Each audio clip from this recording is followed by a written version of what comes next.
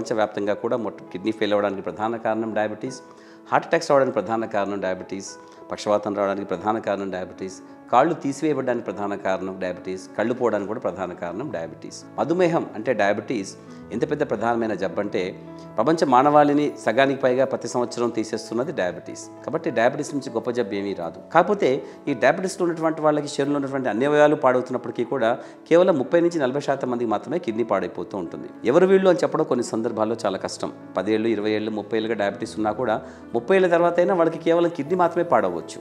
కాబట్టి ప్రతి diabetic patient కూడా ప్రతి అవయం పాడైపోతుంది అన్నటువంటి నిర్ణయంతో ఉండి డయాబెటీస్ కంట్రోల్ చాలా బాగా జాగ్రత్తగా పెట్టుకోవడము, ప్రతి 6 నెలలకి కళ్ళ పరీక్ష చేయించుకోవాలి.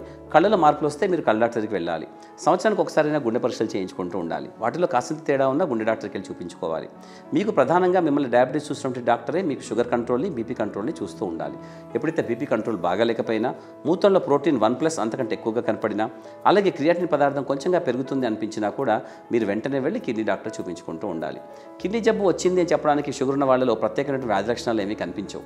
వాళ్ళుగా ఏ విధంగా అనిపించదు. అయినప్పటికీ కూడా కేవలం ప్రతి 6 నెలలకి పరీక్షలు చేయించుకోవడం ద్వారా మాత్రమే వాళ్ళకి కిడ్నీ ప్రాబ్లం ఉందా లేదా తెలుస్తూ ఉంటుంది. కాబట్టి ప్రతి షుగర్ పేషెంట్ కూడా ప్రతి 6 నెలలకి సాధారణ మూత్ర పరీక్ష, క్రియాటిన్ అనబడే రక్త పరీక్ష చేయించుకోవాలి. అలా కాకుండా చాలా ఏళ్ళుగా కేవలం డయాబెటీస్ మాత్రమే ఉండి ఒక్కసారిగా బ్లడ్ ప్రెషర్ బాగా ఎక్కువగా మొదలైతే అప్పుడు కూడా కిడ్నీ పరీక్షలు చేయించుకుంటూ ఉండాలి. లేదా సాధారణంగా ఉన్నటువంటి బ్లడ్ ప్రెషరు 1 లేదా 2 టాబ్లెట్తో కంట్రోల్ అయ్యే బ్లడ్ ప్రెషర్ ఒక్కసారిగా ఉన్నపళంగా చాలా ఎక్కువగా పెరిగిపోయి 3 లేదా 4 అంతకంటే ఎక్కువ బీపీ టాబ్లెట్స్ వేస్తే కానీ బీపీ కంట్రోల్ కాని పరిస్థితి వస్తే అప్పుడు కూడా కిడ్నీకి సంబంధించిన పరీక్షలు చేయించుకోవాలి.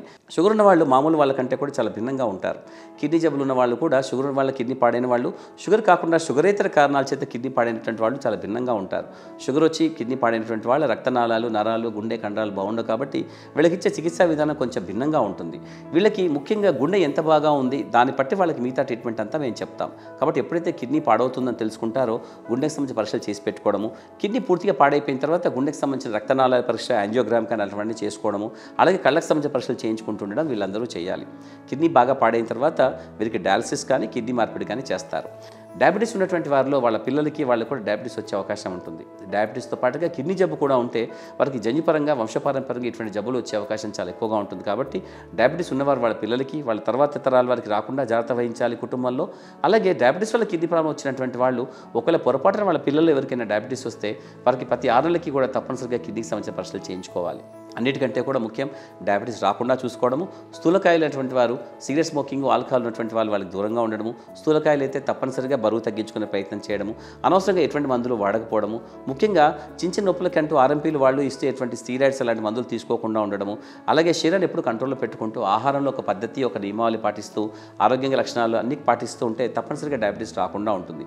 ఒకవేళ డయాబెటీస్ వచ్చిన తర్వాత కూడా దాన్ని చాలా మంచి కంట్రోల్ పెట్టుకోవడము, ఒక క్రమశిక్షణాయుతమైనటువంటి జీవితాన్ని గడపడం ద్వారా డయాబెటీస్ వల్ల కిడ్నీ పాడవకుండా ఉంటుంది. ఒకవేళ డయాబెటీస్ వల్ల కిడ్నీ పాడైతే తద్వారా వచ్చే వ్యాధి లక్షణాలన్నిటి కూడా మీరు జాగ్రత్తగా చూసుకుంటూ డాక్టర్ల పర్యవేక్షణలో తప్పనిసరిగా మందులు జాగ్రత్తగా వాడుతూ మిమ్మల్ని మీరు చాలా బాగా పెట్టుకోవాలి.